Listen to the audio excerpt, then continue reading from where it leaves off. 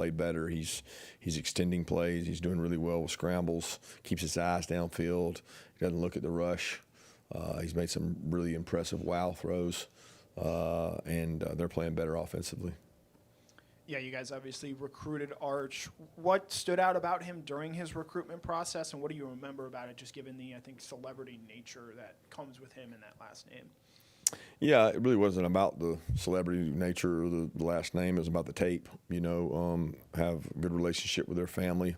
I've known his dad for a while, his uncle for a long time, and his grandfather. They've got a wonderful family, but it has nothing to do with his recruitment. His recruitment was based on he's athletic, he's fast, he's tall, he's intelligent, he's got composure, he's got arm. I mean, he can do it all. He can run the ball, he can throw the ball. In this day and age, you got to have a quarterback that can do both. He can, and I think he's got great composure. He's not really affected by not many things. Even the way he's managed the hype and expectations of what he was supposed to be this year, none of that was. He didn't call any of that to come to him. It's just what the outside sources did, and it doesn't seem to have affected him. He knows he's got to grow and get better, and I think Sark's done a great job kind of bringing him up and allowing him to develop and get better.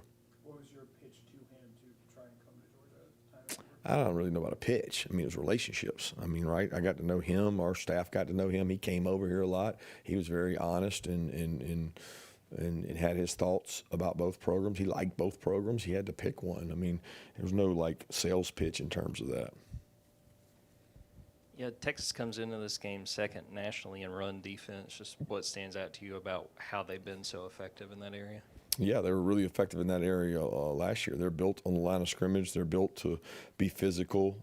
They fit things really well. Pete does a great job as a defensive coordinator. They're very disruptive. They create turnovers, aggressive. They got good players. I mean, at the end of the day, they got big, physical, good players on the line of scrimmage, which allows you to stop the run. Coach, I believe they're top 3 in sacks so far. What challenges will Colin Simmons and their other pass rushers present on Saturday? Great effort. They rush really hard. They're leaders. They've got stars all over their defense. I mean, they're very talented. When you watch that defense play, they play hard. They get after the quarterback. They disguise things well. Very disruptive. So there's a lot of challenges when it comes to, dropping back, throwing the ball, and trying to run the ball. When you want to be balanced, they're really good at making you not be balanced. Yeah, you've had to shuffle some pieces around in the secondary over the past couple weeks due to injuries and things like that. But how would you assess how that unit has played, since the second off week against a couple teams with solid quarterbacks in Florida and Mississippi State? I mean, we play good in spurts and we play poor. It's kind of like everything. I mean, there's things that I would like to see done better, and there's things that we're improved on.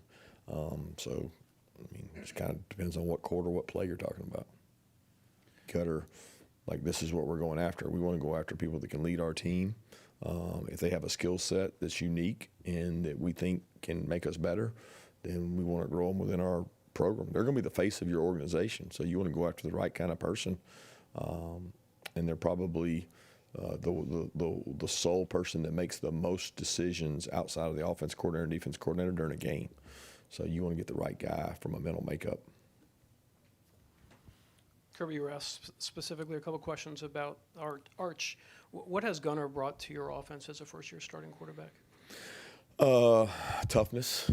He's brought wisdom. He's brought consistency. He's made good decisions with the ball in terms of keeping us out of bad situations. I mean, you look at it, he's avoided quite a bit of sacks. He's avoided catastrophic things like turnovers, and he's made plays with his legs, and he's made plays with his arm. So, I mean, I think he is he's improved throughout the season, and continues to do that. Then it's going to make us very hard to defend when he plays well. Speaking with KJ here in a bit, what's been his biggest area of growth since stepping foot on campus? Probably leadership. I mean, if you say this year, I would say his growth has been in leadership. I would say his freshman year, it was probably in adding some bulk and some size, and he's done a really good job of that in the offseason. He's fighting to maintain that throughout the season because we like for him to play in that 195 range, and he works really hard at that. But his biggest growth this year is in being in a room where he has to step to the forefront and be a leader and communicate more, where he relied on other guys to communicate in the past. He is the lead communicator on the back end now, and he's done a nice job of that. Yeah, Coach, I've heard you and other coaches mention how you almost have to nowadays have a quarterback that can run the football and add and balance counts. What have defenses done to kind of force that, to almost require that to have a dynamic run game? Well, I just think defenses are hard to run on without the extra element. I don't know that they've taken more chances. Offenses can become more predictable when they're not using their quarterback's legs. But I don't know that there's a team we've played this year that hasn't used their quarterback's leg like everybody does. You say, well, that quarterback can't run. They still use them. They still get him out of the pocket and use him to run the ball. So that advent has come about because rushing the ball matters. I don't think that advent has come along because defenses have evolved to the point they stop people from doing it. It's just we have to be able to get some situational runs, red area, third down, goal line, whatever you call it. You need creative ways to run the ball to stay ahead. Coach, just want to get the latest update on Lawson, how he's doing, and also Drew Bobo and DeMelo Jones. Yeah, Drew had a pretty bad laceration on his finger. He's patched up and ready to go. He'll practice today, and Lawson is doing well, and I think he's gonna make a good quick turn, but we'll see. First game on Saturday without Jordan Hall. Just what did you make of how the defensive line played against Mississippi State? Yeah, they did a good job. I think they played kind of, inspired about him not being there and wanting to play well because he wasn't there. It's tough on Jordan, and he's a leader in that room, and guys missed him, and we had to increase the snaps to some other guys. How much do the wins last year over Texas impact this game at all? You look for tendencies. Does it maybe give this team some confidence knowing that they've beaten Texas before in big-time situations? Yeah, this team didn't beat Texas. That team, and this Texas hasn't played this team of ours, so two completely different teams in my opinion. So I think it has zero effect on it. Yeah, how have you seen the pass rush continue to develop over the past couple of weeks? You've got some sacks and some pressure on Saturday, and what are the challenges of rushing a guy like Arch who can make plays with his legs in the scramble game if you're not careful? Yeah, it's a challenge every play. There's 6 gaps, sometimes 7 gaps up there you got to fill, and you can't fill them all.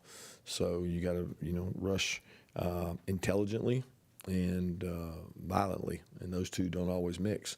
So it's hard to do that and contain the quarterback. We've had some opportunities to get sacks that we've capitalized on. We had a couple chances on normal down stuff the last week with Mississippi State's style of play. But it'll be key this week for sure because Arch is really good. They're really good at protection. They know what they're doing. They've got different protections, and that's a challenge every week for our defense to try to affect the quarterback. Coach, where's been the biggest improvement you've seen from this team over the last few weeks?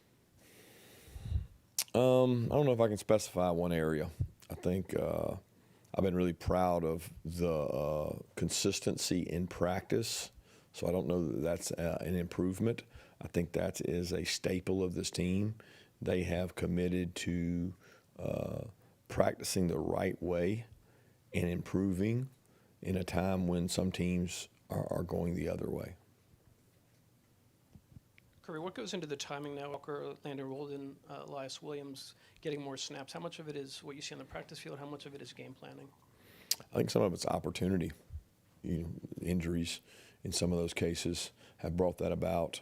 Confidence. Cumulative reps we're big on here, meaning the cumulative reps that each one of those guys have taken has grown. I mentioned C.J. Wiley in that with Landon and Elias Zayden, and there's other guys. Some people's progression is just different than others. But as they grow and get better and they get put in these tough situations in practice, they grow confidence. And honestly, we can't make it through the year without a number of guys, and those guys are more ready to play now than they were earlier in the year. Coach, after the game, I know you mentioned Zachariah's block for Noah and Oscar's block for Zachariah. Was this one of y'all's better quote-unquote blocking games that you guys have? Because there was a bunch. It seemed like there was a bunch of them out there in this particular contest. Well, we got hat on a hat, but, I mean, we try to do that every game. So I don't know if this game was more outstanding in terms of blocking. There were more explosive plays, so it probably brought to light a lot of those. But, some of that comes around missed tackles, and we might be blocking the same guys in the same game, but one guy makes a tackle, it's not an explosive. One guy breaks a tackle, it is an explosive. So I'm definitely pleased with the effort they played with. Quintavious forced a fumble on Saturday. Just what have you seen from him down the stretch of his sophomore year? Much better leader. He was forced into a role last year that he didn't play a lot, but he played. And with the guys we've had leave at that position or go to the NFL, he's grown. He's grown up a lot, and he grew up quickly, and really proud of the way he owns his responsibility to the team and his leadership. Yeah, you have a handful of guys from the state of Texas on this team. What have guys like Dylan Bell, Joseph Jones, John Ye, Justin Williams brought to this Georgia program? Well, each one's different. Dylan's been here a long time. We know what he's brought. He's brought an ability to play multiple positions, toughness, special teams.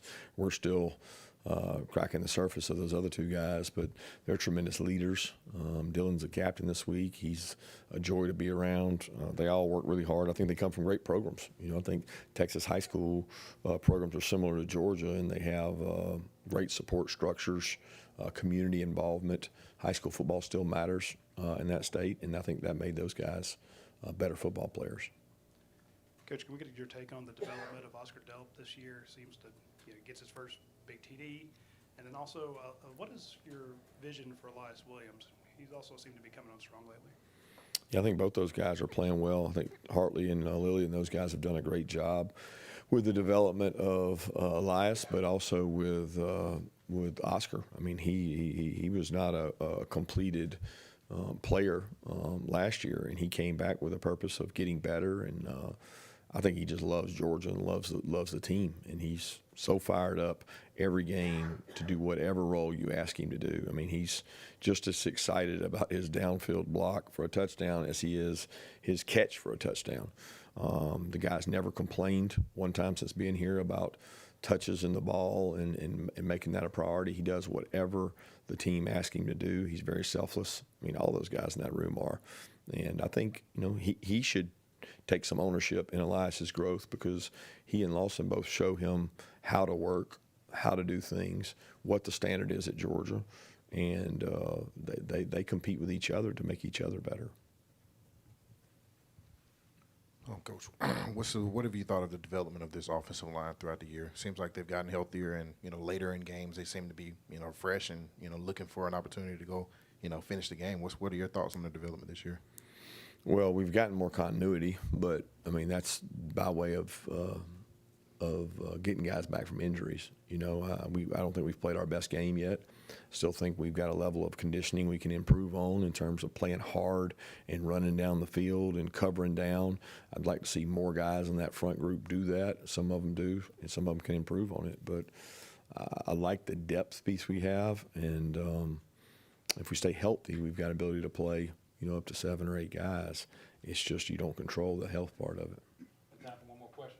Kirby, to your left, what DNA traits, common themes do you see in a Steve Sarkisian-led offense? Explosive, attacking, window dressing. They've got a lot of shifts, motions. They employ tempo, and they'll go fast on you, and they do a really good job of mixing things up and creating a lot to work on defensively.